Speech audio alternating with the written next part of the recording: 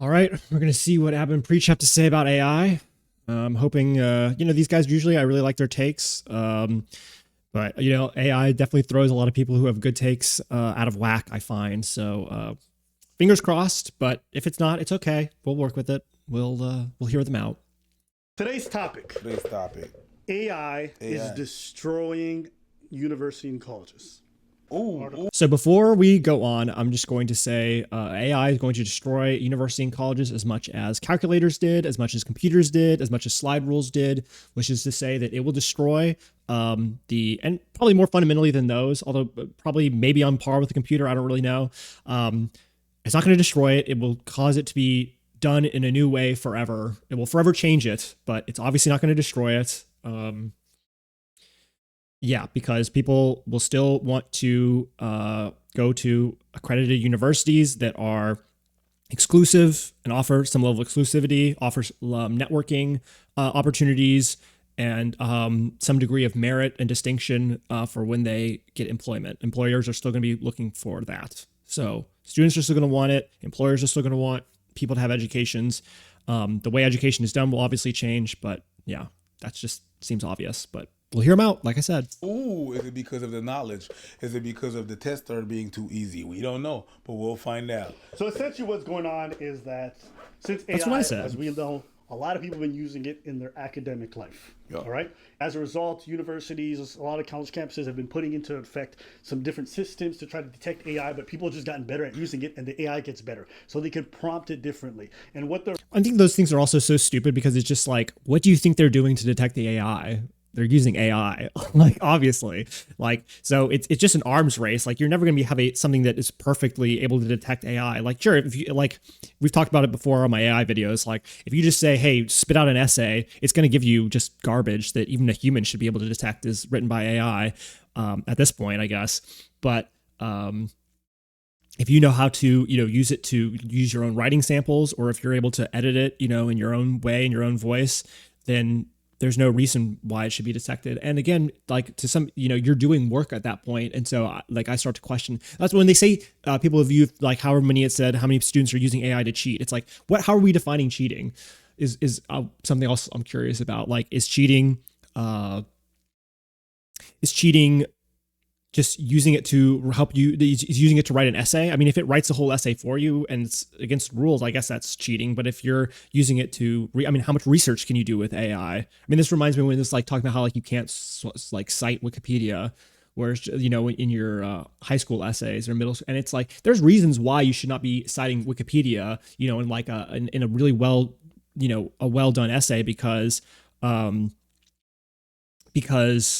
you should be going to primary, if it's a serious college essay, depending on what you're writing on, you should be going to primary sources. And Wikipedia is just an encyclopedia, like any other encyclopedia. You shouldn't be citing. But, the way it was explained as kids was, oh, it's because Wikipedia is not trustworthy, which is just so stupid. Like, obviously, Wikipedia is one of the best sources for knowledge on the internet. Why would you not be using one of those, especially when you're just going to go to the Wikipedia, click on the link where the Wikipedia article got the information and cite that instead. Like it's such a waste of time. It's that stuff is anti-education, and that's the thing I think AI will probably help on, is it actually will force educators and the school system to clean out the cobwebs and a lot of outdated ways of doing things, and actually think, well, what are we actually trying to do? Like, what do we actually need to teach these kids? Like, how are they actually going to learn? And and build a curriculum and a way of educating based on that, as opposed to just getting grades and see who can memorize the most and who can spend the most time putting a bunch of nonsense into a paper. they're realizing is that a lot of people are just circumventing a lot of the workload that used to be really heavy by using a lot of Chat GPT. Now, which is the entire point of technology, is the abridgment of human labor, and I've yet to hear that explained to me why that's bad, but maybe we'll see. people feel that's cheating, others have different opinions. Personally, I think that as a tool, AI is great. Like rather than you banging your head against the wall trying to do this Let's whole long, go. tedious part, the fact that it can cut down a lot of the work, I think it's a really good tool. Now, Wabba. the overuse of it may be bad, but if you're being honest, a lot of homework involves just super minute, tedious shit that I'm like, this is a waste of my time. I'm like not even learning a lot through this process. Like I could just get the right information pretty quickly, go through it, learn it pretty efficiently, rather than have to scour a bunch of shit. So Yes, like yes, the just having, I mean, it's the same thing with, uh, I can think I have a million examples running through my head while I'm flashing back to school. There's just so many assignments that we're given that are so obviously, just to,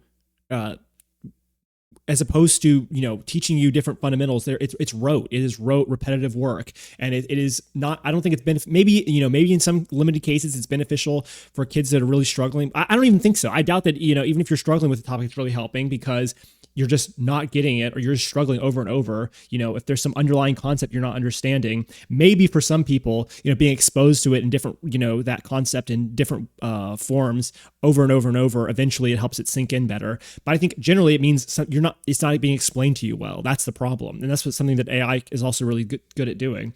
But then if you do know what you're doing, it just becomes tedious work. If you already understand the underlying, mathematical concept or whatever, I remember getting so frustrated when I would get like a C on some math assignment, and it was all just like because it was rounding errors, or forgetting to add, or forgetting one step or something like that. When it's like, I understand this, I 100% understand all of the work that I need to do, I understand all of the concepts that you taught me, but I'm getting a C or a B or whatever because I'm just making these dumb little mistakes that if I had a calculator, and also if I really cared, and if I really tried, I would double check and make sure. But you give me 100 problems to do, so yeah, I don't care. I'm just gonna, buzz through it as quickly as possible and move on to the stuff that I want to do.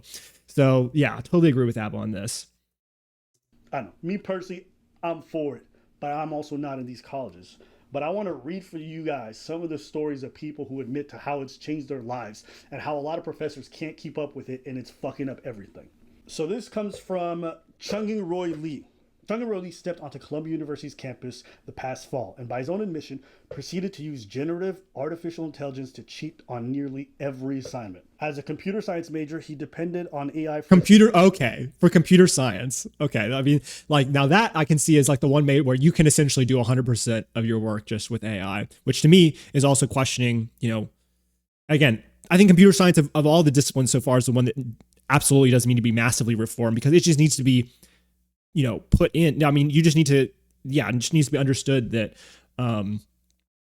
that these tools, it just has to be assumed that you're going to have these tools, because it's like a calculator for math. And by the time you're in college level of math, there's no math class you're going to be taking where you're not going to use a calculator, because any job you're going to have that's going to be using that level of math, of course you're going to have access to a calculator. And it's the same thing with this. There's no computer related job in the next 5 years is going to exist that doesn't involve AI. So you might as well just jump on it now.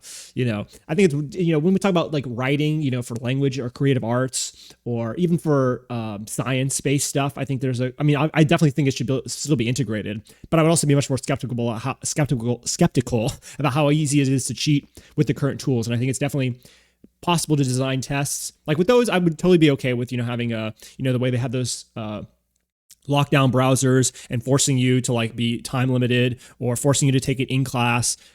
Because I do think it's important to demonstrate that you understand, certain concepts, maybe limited areas in computer science too. But I think for the most part, when it comes to computer science, you're going to have access to those tools on the job anyway. So you might as well get used to it then.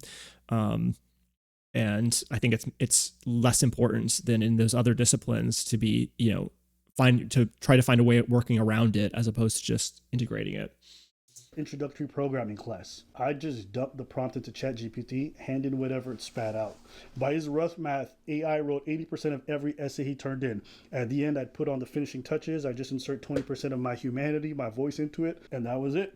So, I mean, yeah. So like that one, I'm kind of like, I do and I don't have a problem, I guess. Well, because even though they say essay, it's like, what essays are you writing for computer science class? Like, I'm guessing these are like, for other assignment, for other disciplines that, he probably doesn't care about as much because he's just there for computer science and just has to take these electives, which, I think that it's important to be kind of well-rounded for sure. But I feel like depending on your high school education, you should have gotten exposed to a lot of that stuff already. I don't know how it probably is an important part of a liberal arts education. But I think we also have to kind of get used to the idea that I think there should be some sort of distinction between, I don't think that every kid should be forced into that, because I think most people do just want to go to college to get a job.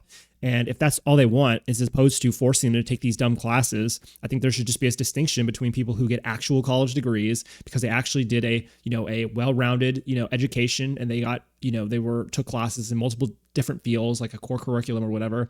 And then I think that if people want to get essentially just job certified at a university or a university type institution, that should be okay too. And you shouldn't have to take a bunch of stuff, because high school should be covering you on the basics of, being exposing you to math, science, English, social studies, all these different things. College, I think that, again, I think there's a place for it. I think for certain jobs and for certain people, I think it does kind of, it certainly shows something, right? It shows an extra level of ability that maybe certain employers would be interested in, a well-roundedness, a ability to apply your thinking on multiple different fields. And I can see in some fields, in certain jobs, where that is super beneficial, but honestly, not for many jobs. I think for most jobs, you just need to be able to demonstrate that you can do the work that you need to do for that role. And I don't think that, take an ancient history class, or what was the dumb science class that they would make you take? It was like there's climate change, that was one of them. Oceanography, I think that was one of the other blow off classes. These classes that are just super easy core curriculum fillers that people don't even really care about.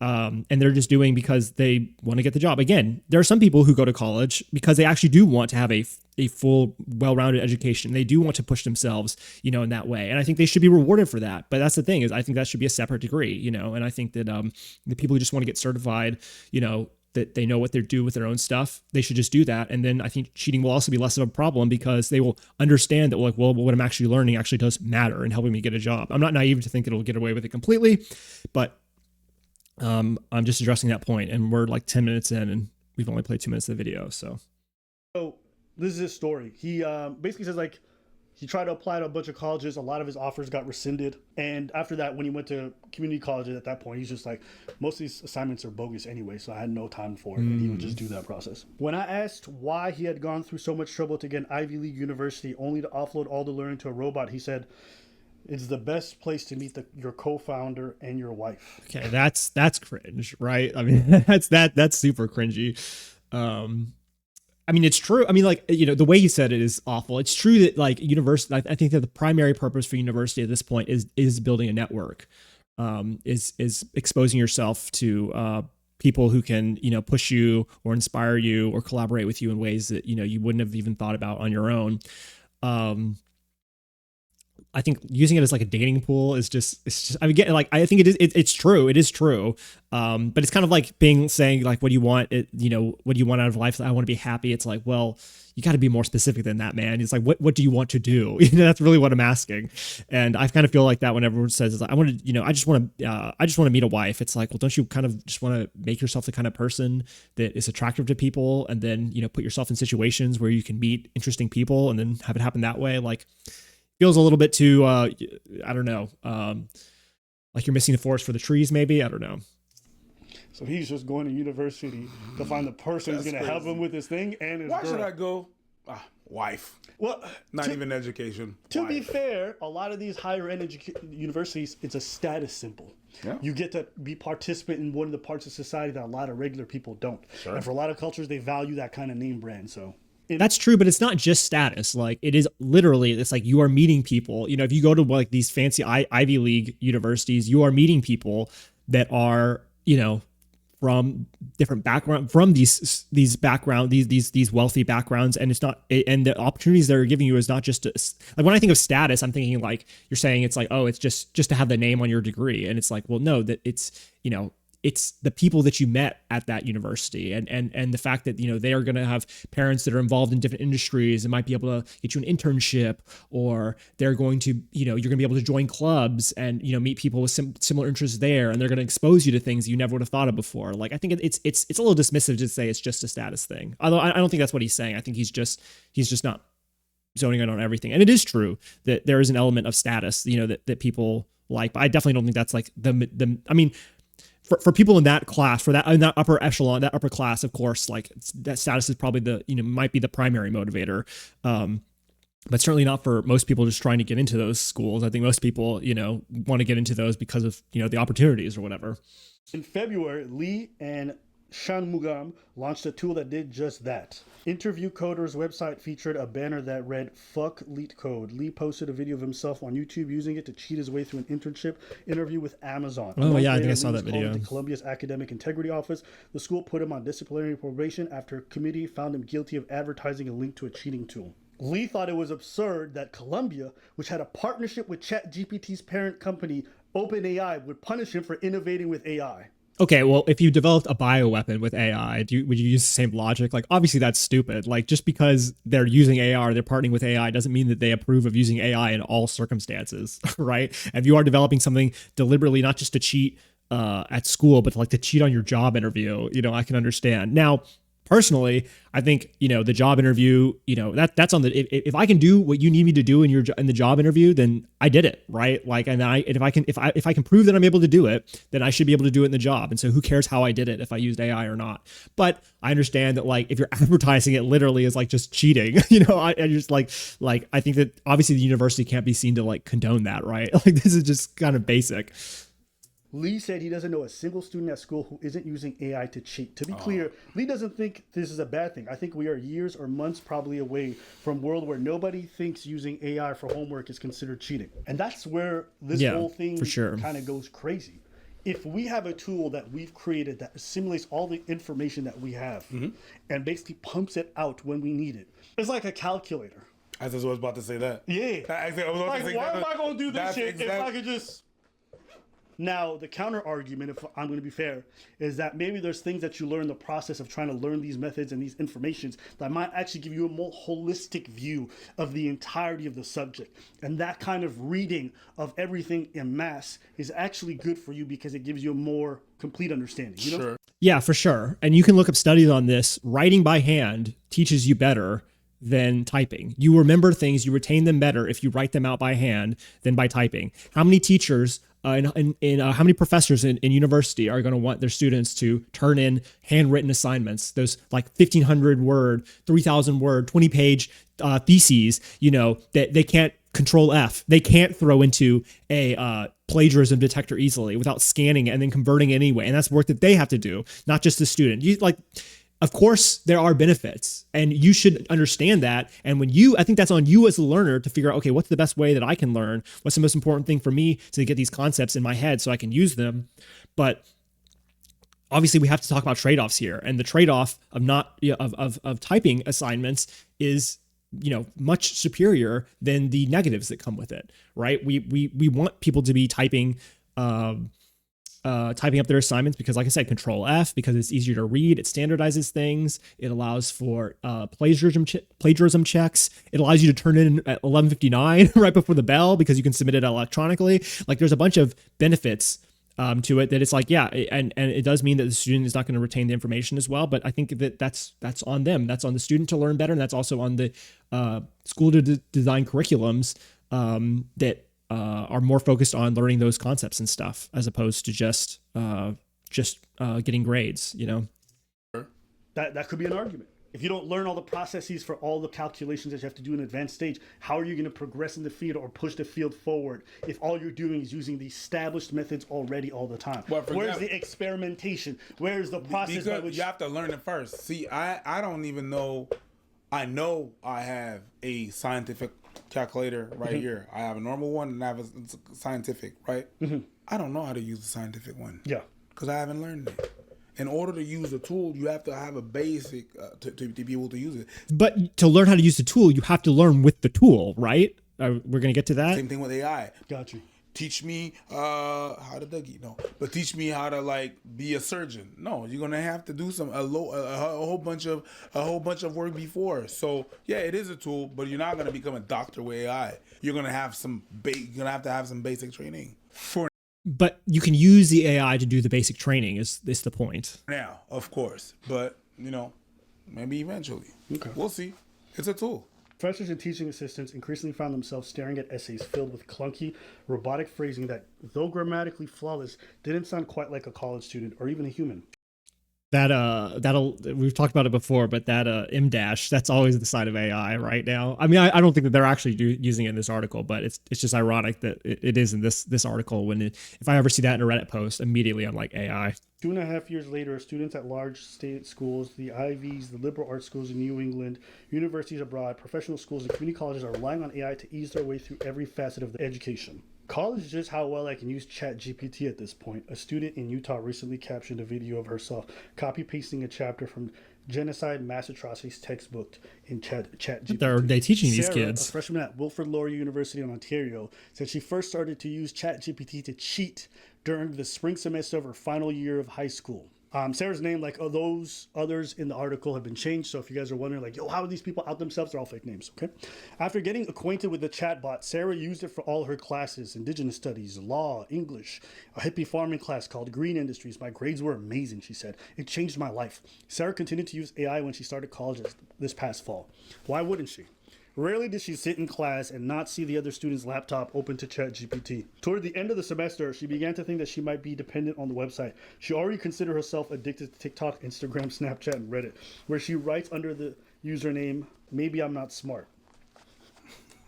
That's genius. She said, "I spend so much time on TikTok, hours and hours, until my eyes start hurting, which makes it hard to plan and do my schoolwork. With ChatGPT, I can write an essay in 2 hours that normally takes 12. Well, yeah, I mean, you got a lot of problems going on there outside of just using the ChatGPT, but I don't think the AI is necessarily related. But maybe you should ask AI for suggestions on better use of your time that you're saving with AI, other than just scrolling on TikTok for hours and hours. But You know what the thing is? Go. I think is hot take. It's the school's fault. yes, there we School go, is exactly there like we Toys R Us. go. Toys R Us was the biggest store company, and then they went bankrupt. Why? Because they lacked innovation. Same thing that happened with Blockbuster. Throughout the years, in the past 10 years, in the past 20 years, you see the evolution of cell phones. You've seen the evolutions of cameras. You've seen the evolutions of cars. All this kind of technology changed. You know what I mean? Everything changed in the past 25 years. But school and the format of school has been the same since Charlemagne. Not the God, just the guy that invented that system of us going to school. It hasn't changed. Preach is preaching right now. I am sorry I ever doubted these guys. That is my L. That is my L for ever doubting them. I knew they were going to come in with the good takes. I always knew it. Dude in the front and then just talking. There was no innovation whatsoever. Oh yeah, you're gonna add a little screen here. You're gonna add a little acetate there to take some notes. You're gonna add a little PowerPoint there. But all in all, the evolution curve and it hasn't changed. The way that you want to entice people to learn and the tools that we have to learn really haven't changed that much. They're getting overran by technology, by evolution all around them. That's what happened to those companies that I stated before. Toys R Us didn't want to ship. Amazon was right there. Boom, got killed. True. If you don't evolve, if you don't innovate, you're going to get eaten alive by all the technologies that surround you. And that's the same thing that happened with school. I am mad at it. I'm just like, yeah, of course it happens to you. Go ahead. I think that, because of the prestige around the schools like those Ivy League schools that that I will give to the status that they're talking about. I think that you could obviously build better places to network, better places to meet people or whatever, but the prestige and the status that's associated with those centuries old institutions, there are going to be a lot of people that are invested in holding on to that. And so I think they will be trying to modernize that for however, schooling or education develops in the future. There will be people who will, do their best to keep those universities, to keep up with them. And if they don't, they will fail, they will be seen as less prestigious, but I'm not really, I would be very surprised, I don't think they will be the innovators. I think there will be a lot of displacement from state colleges and state universities, and private schools. I think a lot of those will be displaced by new educational institutions that are set up, that are startups that are focused on AI based learning, AI based education, that are able to give out credentials that are equivalent to a college degree, but without having to do the full college degree program, but that, are churning out students who are, able to work at like, really highly sought after companies and highly sought positions. And after some time to build it up, I think those changes will happen, and they will displace a lot of universities that will be moving too slowly, especially in America. I think that they've become too comfortable with the way that they make money off of their like sports programs and other, legacy donations and all that extraneous shit. I think that will, be flushed away in the next 20 or 30 years. But I think that those big universities, they'll stay around forever, and they're not going to innovate probably, but they will copy, whatever they need to copy from the startups, and move it over to their high status universities just to keep themselves afloat. And they got enough money to do it. So that's my prediction. Teachers have tried to AI-proof assignments, returning to blue books or to switching to oral exams. Brian Patrick Green, a tech ethics scholar at Santa Clara University, immediately stopped assigning essays after he tried ChatGPT for the first time.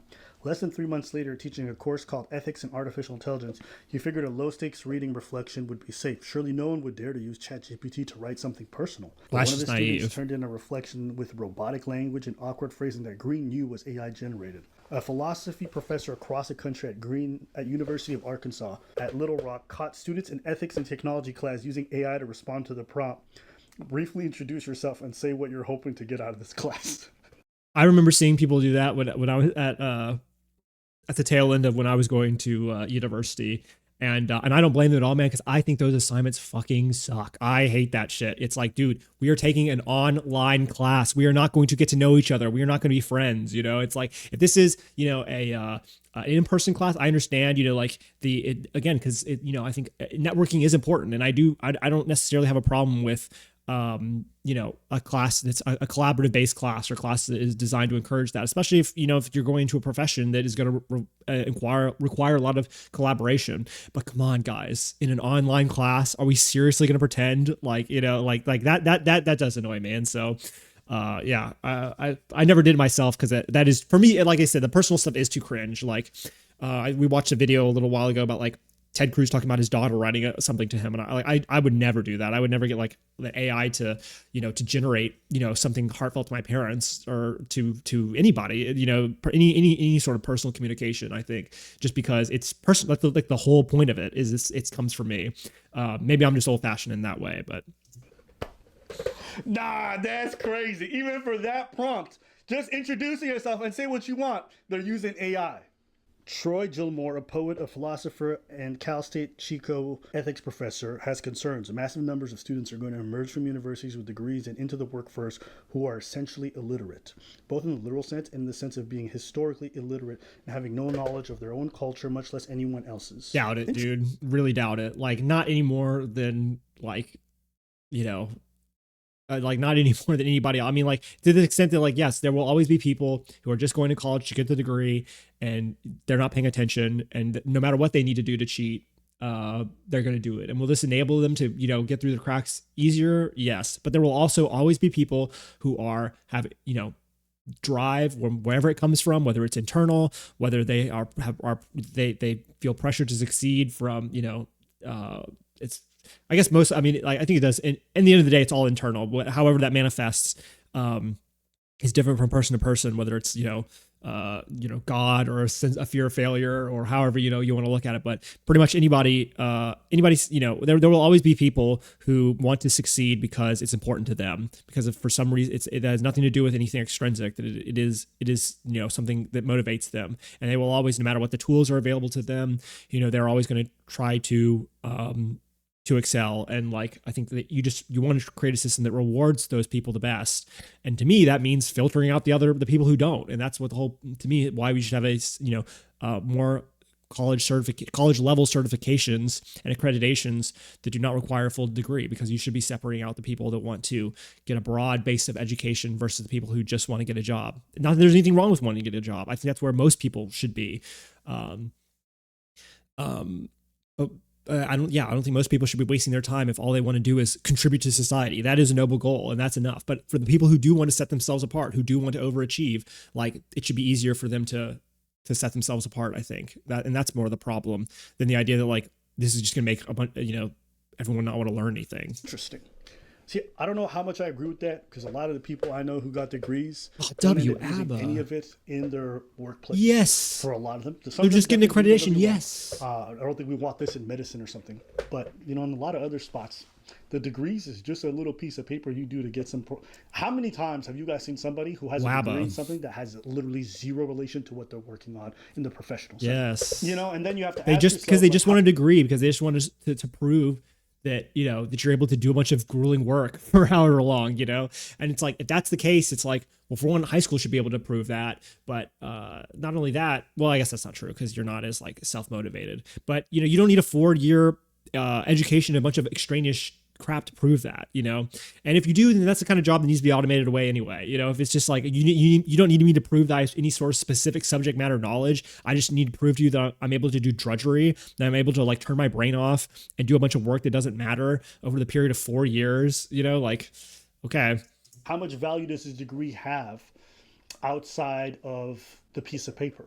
And like, college is good for a lot of things. It's formative in that you get to meet people, work on assignments. Also, you kind of learn how to bury your head and do a lot of work and push yourself, which, those are decent skills. And in some cases, people are taking majors where they kind of learn some decent soft skills. But outside of that, it's like, for how much money you put in, it's a business. It's a business. A lot of them, I don't really care. I think there's some majors where I would agree with you, but not in a lot of them. No, there's a lot of to be able to sustain to those degrees that you need them. Mm-hmm. You need some bullshit degrees that are gonna get people to the school, pay a tuition, that's gonna be able to fund the school. Now we're really off. I was going to say first with what ABBA was saying, that that we can just get rid of there are certain degrees we don't need, or certain majors that we don't need. I don't think it's about it's not about the area of study. I don't think it's like even like something like literature or whatever, or like what's social communications. Communications is the one that you would take that if you didn't know what else you wanted to do, or it used to be. Or getting an MBA or something like that, to say that like it's like these things are important. I mean, like there are skills that are important. I just feel like you don't need to have. If you're getting, an MBA, you don't need to be taking, a bunch of literature classes or, sociology classes or political science or history, science, all that stuff. It's like, just focus on what you need, focus on, on the exact skills you need for entering the workplace, and just get that in a couple of years. And it's, like I understand what you're saying with medicine. It's like, yeah. And I get that. It's like you do. I even agree. Like, you probably do want, doctors, certainly like, certainly doctors, maybe not necessarily, nurses or lab technicians, whose work is, in my opinion, not just I think is objectively like not any less valuable and not any less necessary than what the doctors do. But I think just by the description of the job, by the requirements of the job, you do not need to have like as well-rounded of an education. I just don't think that that's as important to demonstrate.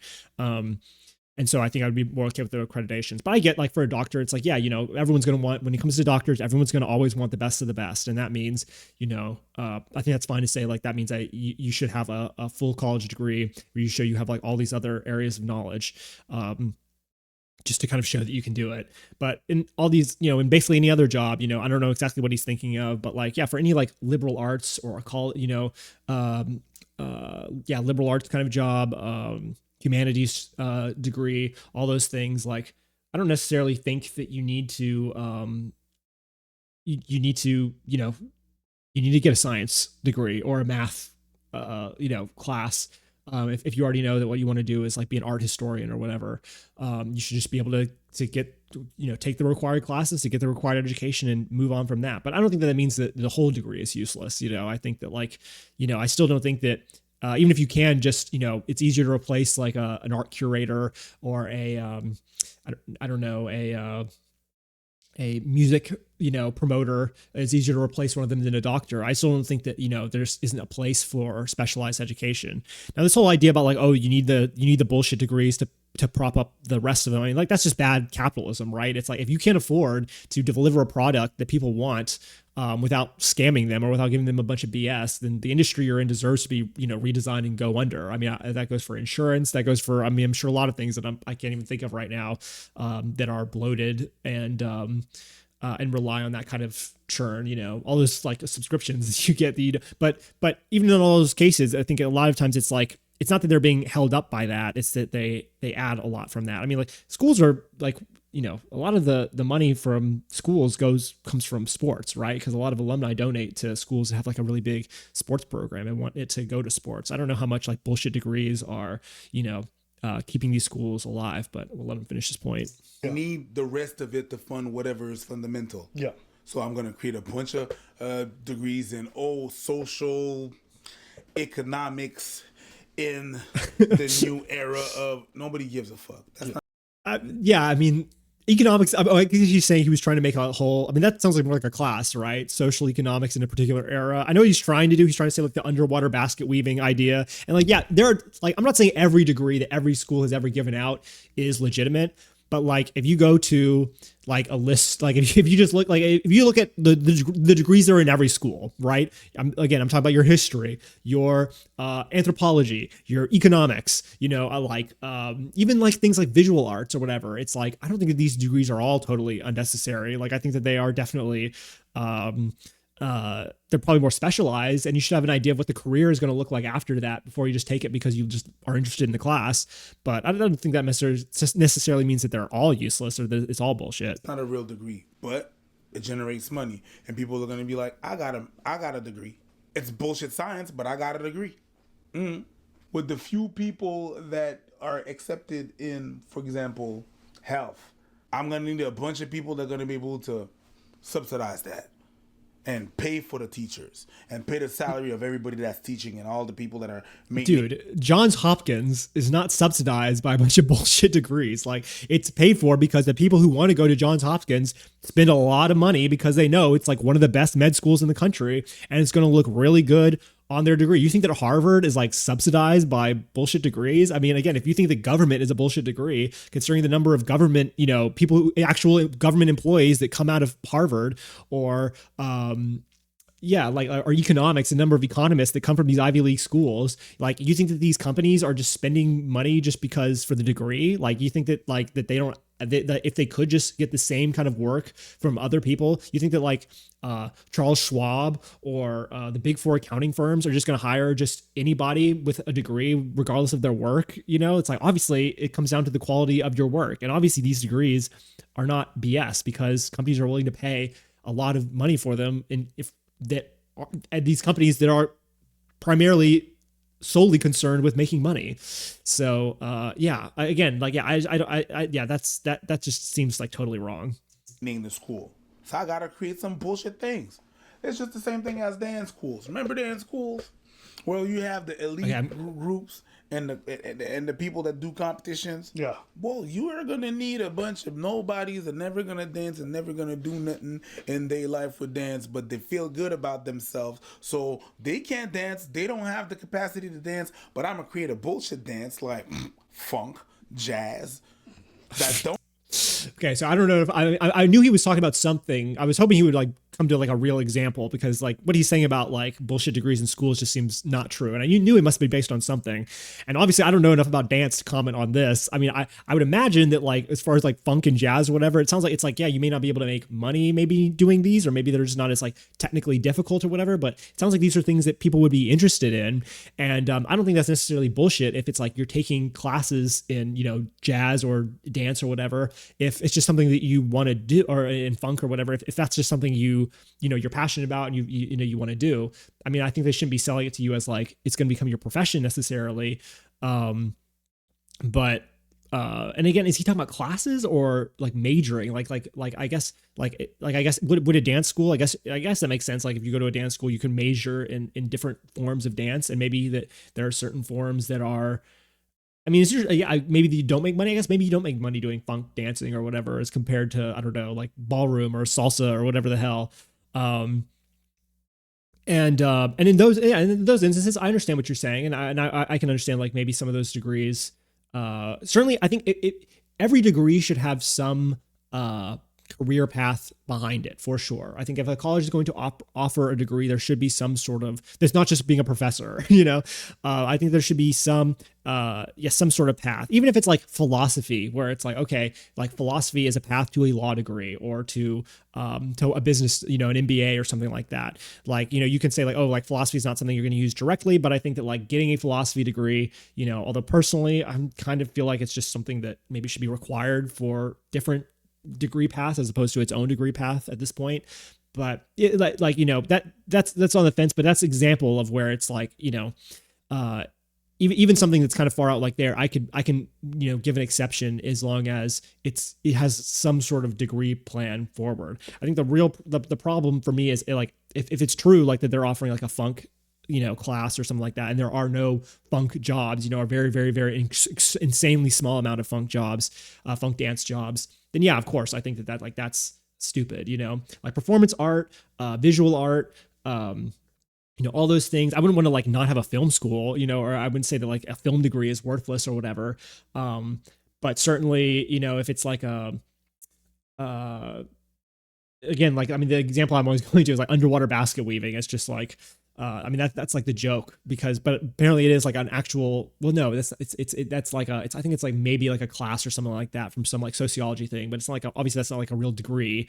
I honestly, I'm trying to think like I mean, I think like the schools I'm familiar with are like kind of major state schools. So I can't think of like, I don't know off the top of my head any degrees that are coming to mind that are just like obviously BS, especially since, you know, it's like some things like, oh, like the communications major, right? It's like, it sounds like BS and I get it, but it's like, no one's, it's because you're going to go into business, you know, and you're probably going to like do something like focused in like HR or something like that. Or you're going to go into, you know, you might, you know, major in, you might go into like, like a PR for companies or, something like that. Yeah. Like, I mean, like there are still paths, you know, and maybe it should be more cut out, but it's not necessarily a BS degree. I'm honestly having trouble thinking of like something that's just like, oh, a whole degree. There are definitely classes, that are probably nonsense, but I can't really think off the top of my head of like a whole degree that I'm just like, yeah, why, like, there's no reason why anybody should be, there's just like no utility, there's no like career path forward for this, you know, this job right now,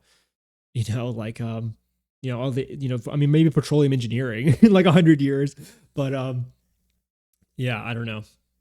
Don't you exist. hating? You're hating, bro. Yes, absolutely, but I'm also right. So I'm gonna create those bitch ass things that do not. I'm not saying that the funk doesn't exist, but the dance funk, Yeah. no. And then I'm gonna create that, but it's more money in my pockets, and I'm able to subsidize a bit, and then I get. Well, and that's kind of capitalism too, right? It's like if people want to pay, if people want to go to a funk class, even if it's not going to make them money, you know, to some extent, it's like, again, for a whole degree, you know, if you're essentially scamming people by promising them a career where you're not going to give them, that's different. But if people want to take a funk class, even if you don't think it's legitimate or whatever, if that's what people want to do, again, I don't know anything about funk dance, you know, so I don't really understand. But like, yeah, I mean, people can do whatever they want, right? As far as if that's what you want to spend your money on, you know, if you want to spend your money, you know, learning, you know, I'm trying to say, yeah, I don't know, like some instrument, you know, that nobody plays anymore. If you want to learn you know, well, people love classical piano still. I don't know. You know, guitar in a few years because nobody listens to rock music anymore and all the kids love hip hop, right? If you want to do like a guitar, you know, class or whatever, like, or even a guitar degree, you know, it's like, what's the problem or a rock guitar degree or like a disco, let's say a disco class, right? Yeah, of course, you know, you're not gonna have a lot of jobs doing disco, but if you're interested in it and it's just something you want to learn about, like, I don't really have a problem with, you know, people paying for that and people setting it up as long as the expectations are, you know, clearly laid out. People back in my school, it's just a business, same thing. Professors are using different kinds of software, or they're putting in Trojan horses in some of the text that they're sending, because basically what happens is the students are doing the text, they're copy pasting and throwing it in. So they'll have a text about metaphysics and then they'll throw like, I love Dua Lipa.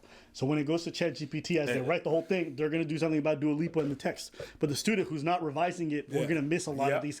So teachers, I'm fine with that. So teachers, I feel like for them, it's very obvious, according to this article here, it's very obvious to them when people are using AI. However, the author writes, if you're that dumb, if you are not able to, if you're just literally just chucking a bunch of stuff into the prompt and then you're taking out the output and not even reading it or like reviewing it, then yeah, I've got no problem with you getting dinged for cheating. And I think that's, you know, it's pretty pathetic. Like you should have something set up better than that. And honestly, that's actually a pretty smart way to just weed out like the obvious cheaters.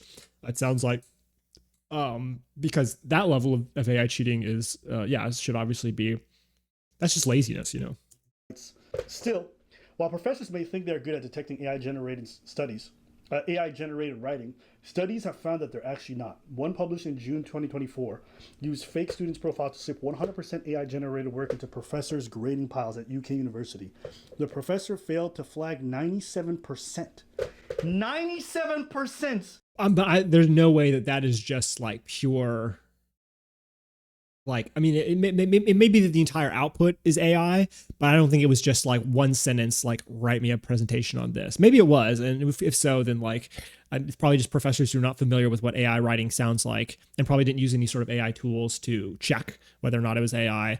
But in my experience, at least, it's like to get something that sounds like really, you know, legitimate, you either have to be really, really good in asking it how to write in like the style of writing you want it to spit out. Or you just have to give it a sample, you know, of your own writing, to at least give it some sort of baseline to where even if it's not going to sound exactly like you, it will at least transform it from the kind of baseline kind of robo talk. I don't even know how to really describe it. Like it's kind of like the HR talk that ChatGPT does, you know, if you don't ask it to change anything. Of the 100 stuff, they could not find it. Of course, their job is to correct, not to flag shit. But my point is, they're confident that they can. But they're not. That means this cheating is rampant. What I heard, even people I know who was like, yeah, I use ChatGPT pretty often. Some people to lesser degrees, but a lot of people used it. And it's only going to get better and more efficient. Mm-hmm. That's true. And also it's like, yeah, I do think like not just teachers, I think everybody has a false sense of how easily they can identify AI because they see a bunch of like obvious AI on the internet. And they think like, oh, since I can spot that, you know, I'm pretty good at spotting this stuff. This stuff doesn't get by me. When it's like you probably are upvoting posts on Reddit. You probably are, you know, watching YouTube videos where even if the voice is not necessarily AI, the script is entirely AI, and you're not thinking about it. You're not realizing that it was scripted by AI. It just goes over your head, and eventually it will be the same thing in movies. Like there will be movies that with passages, and some people will be like, "Oh, this is." I mean, I've already seen it. People being like, "Oh, this sounds AI generated," when it's obviously not. You know, or people talking about videos that were recorded, you know, prior to 2021 and saying that it looks like AI when it obviously is not an AI video. You know, people definitely we are already. I think I talked about this in another video, but like, yeah, the Turing test is, you know, failed, I think, for, you know, the average person. I think that like any average person can definitely be fooled by AI. Not 100% of everything AI, obviously, and it will never be that way. But an average person who knows how to use an AI tool will be able to fool any other average person with AI. I think we are definitely at that point. Many teachers now seem to be in a state of despair. In the fall, Sam Williams was teaching an assistant for a writing intensive class on music and social change at University of Iowa. Officially, didn't allow students to use AI at all. Williams enjoyed reading and grading the class's first assignment, a personal essay that asked the students to write about their own music taste. Then, on the second assignment, an essay on the New Orleans jazz era. Many of his students' writing essays changed drastically. Worse were the ridiculous factual errors. Multiple essays contained entire paragraphs on Elvis Presley, born in 1935, 15 years after the jazz era. I literally told my class, hey, don't use AI, but if you're going to cheat, you have to cheat in a way that's intelligent. You can't just copy what spits out. See, why would that make you despair? Like, to me, it's just like, oh, like, I mean, then at least you got a few more years, right? Because if it's that bad, I mean, they're probably using something worse than ChatGPT, or like it's an older version or whatever. Because like that's a pretty terrible, you know, to have a span of 1895 to 1920 talking about jazz, and we talk about Elvis Presley for some reason. I guess unless some sort of influence that it was talking about, but either way, it's just like that would make me feel good. It would make me feel like, oh, I'm like, it's still pretty easy to weed out the obvious cheaters, you know? And I wouldn't tell them, hey, don't use AI. I would just say like, hey, like if you're going to use AI and you're going to be this bad about it, like I'm just going to, you know, then you're going to get the grade you deserve, you know, which should be a 0, honestly, because it's just like, well, you put in 0 work, you know? So William knew that most of the students in his general education class were not destined to be writers, but he thought the work of getting from a blank page to a few semi-coherent pages was above all else a lesson in effort. I kind of agree with that, but it's like that should be taken care of in high school. You know, I think a lot of the at least, I mean, can we at least by the time we're 18, can we be done with the bullshit assignments? I think even earlier than that, I think there's way too much bullshit in high school.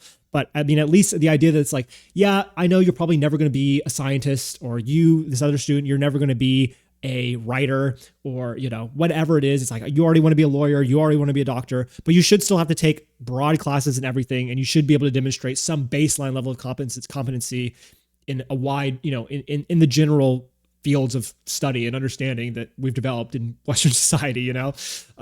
So I like, but by college, really, like, are we still doing assignments that the whole point is just a lesson in effort? We're just writing down to teach students effort. Like, you got into college, you understand effort. Like, I don't think that this is that. Yeah, that doesn't seem necessary to me. I don't know how I feel about that. It's like, we're in college. Yes. Can we stop with this whole fucking effort thing? Like, teach me useful shit. WABA. W ABBA. I'm not the big. Go to school. It's good. Not for me, because of that shit. I hate that shit so fucking much. You don't want to do effort?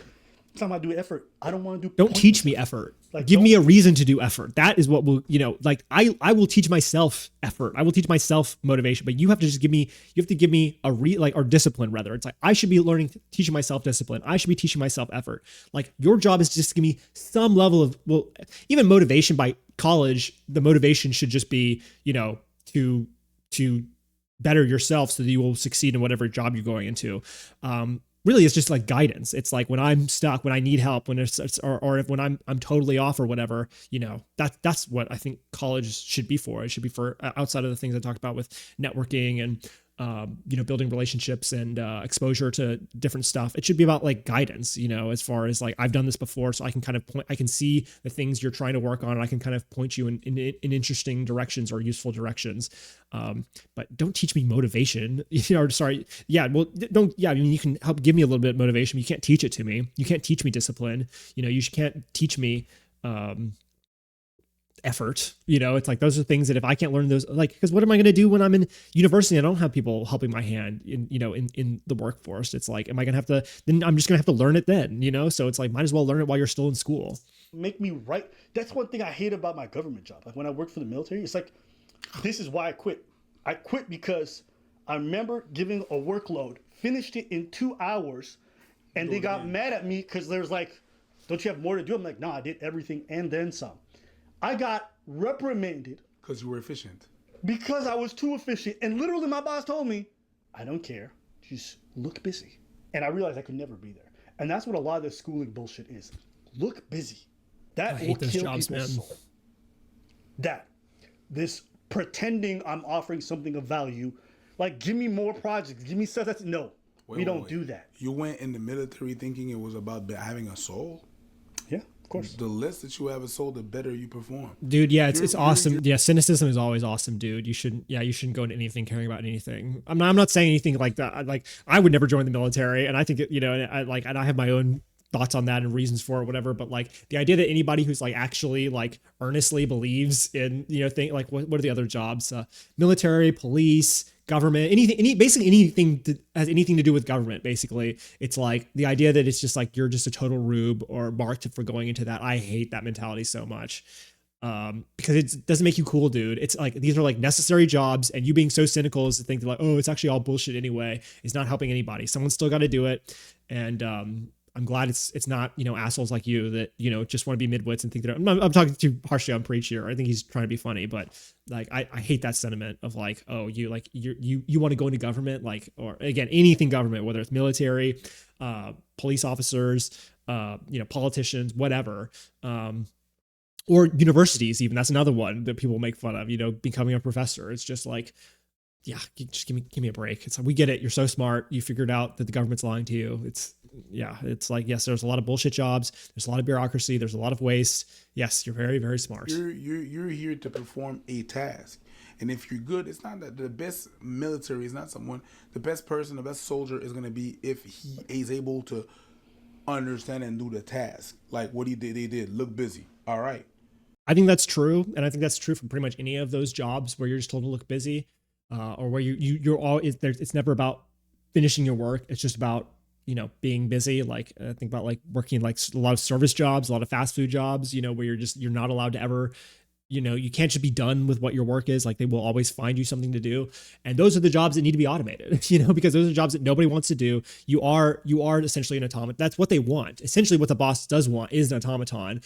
They just can't automate it yet. And so they have to force a human being in there. But yeah, they want the human being to be as like dead and broken down as possible. And I'm sure the military is the same way, but to the extent that it is, those jobs are, need to be automated, I think.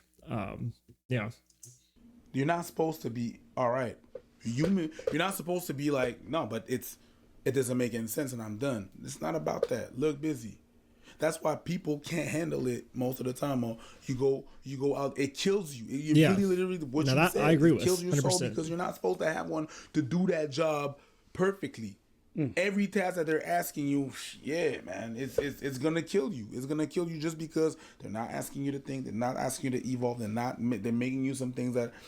I think this might be like an overgeneralization. I've not been in the military, so I don't know. I mean, I think probably for non-commissioned officers, this was probably a standard experience. I don't think this is necessarily every military position for sure, which I think Abba's face might be reading right now. Maybe I'm wrong, but yeah. But I think there's definitely truth. I don't think it's as general as Preach is saying, but there's definitely a lot of truth in what he's saying.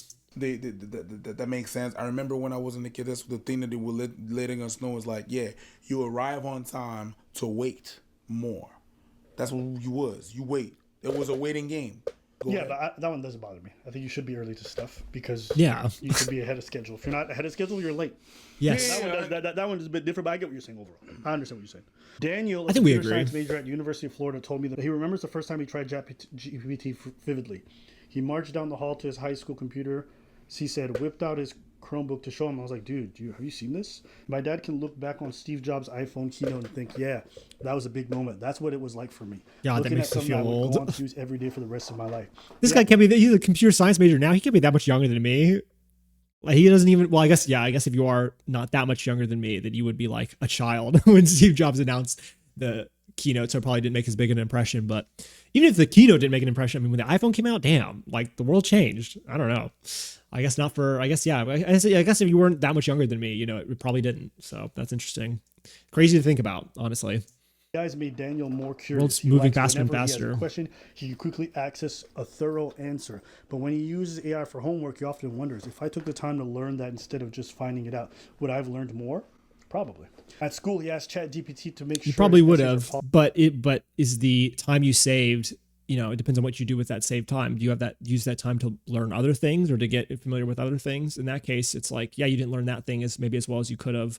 But you expose yourself to other stuff. If you're just browsing TikTok for the rest of your time, then yeah, you screwed up. polished and grammatically correct, to write the first few paragraphs of his essay when he's short on time, to handle the grunt work of his coding classes, to cut basically all the cuttable corners. Sometimes he knows his use of AI is a clear violation of student conduct, but most of the time it feels like he's in a gray area. I don't think anyone calls seeing a tutor cheating, right? But what happens when a tutor starts writing your lines for you on your paper?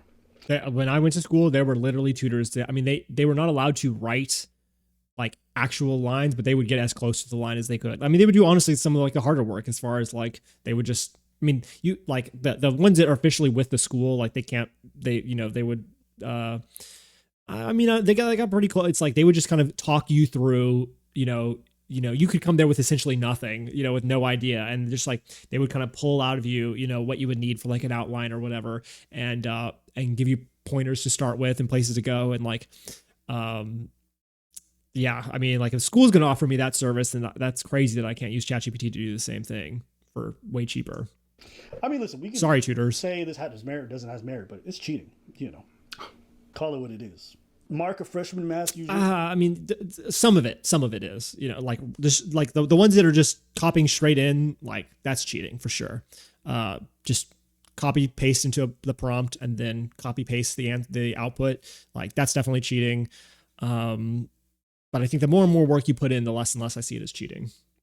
At the University of Chicago, admitted to a friend that he used ChatGPT more than usual to help him code one of his assignments. His friend offered a somewhat comforting metaphor. He said, you can be a contractor building a house and use all your power tools, but at the end of the day, the house won't be there without you. It's just really hard to judge. Is this my work? I asked Daniel a hypothetical question to try to understand where he thought his work in AI ended. Would he be upset if he caught a romantic partner sending him an AI-generated poem? I guess the question is what the value of the proposition, the thing you're given. Is it that they created it, or is it that the value of the thing itself? In the past, giving someone a letter usually did both things. These days, he sends handwritten notes after he drafted them using ChatGPT. And there's like a bunch of stories like these. But essentially, university and college is being redefined by this whole AI invasion. I ain't mad at it. I don't know how I feel about it. I'm still marinating on it. But at the end of the day, tools for efficiency are here. And I don't think there's a way to stop them. When the internet came along, it changed our lives forever. And I remember teachers being very much against it when it first started. I think this is much of the same. But Yes. just a different. Yes. Yeah. Same. Calculators, that used to be a thing too. That's the thing that They're making the points at the end of the video that I said at the beginning. This is awesome. We're not gonna walk around with a calculator. Haha, bitch. Yep. Well, let us know what y'all think about this. Peace. Dude, yeah, that's awesome, man. I ended up agreeing way more than I thought I would. Not it's not a race thing. I'm gonna make that clear. Nothing to do with that. No, it's because I think honestly, I think the reason I thought that they would disagree more is because they are artists, like they're in that creative space. I mean, they're dancers and they are Preach is a singer. They're like visual artists and stuff. And I do find that in general, artists are some of the most anti-AI people in general. I think personally because they're like insecure about I think there was this idea that like what they did was super special and would be the last thing to be able to be automated away. And I think that the fact that we're already seeing these tools that are making, that you're what used to be something that you would have to work, years and years to develop a skill for, whether it's visual art or making music or whatever, that now a total rank amateur can generate something that's on the level, that is at least competitive with, the mid-tier stuff that those artists are able to do. And that in even like a relatively novice artist or someone with very little experience, but not a total rank amateur, is able to use these tools to really elevate themselves into the level of people who are a year, 2 years, 5 years more advanced than them in that. I think that like that insecurity is like what motivates a lot of the anti-AI stuff. And I think I obviously wrongly projected onto them that they would have a lot of the same stuff. But I mean, I think there's some small disagreements, but ultimately I like totally, I agree with the most of the things, the vast majority of things that were said in this video. I think they were exactly on the point. And I give a lot of credit for that because I think it is harder, especially when you're already established, to be kind of open to seeing changes like that. So, yeah, good for them. And that's it. That's the video.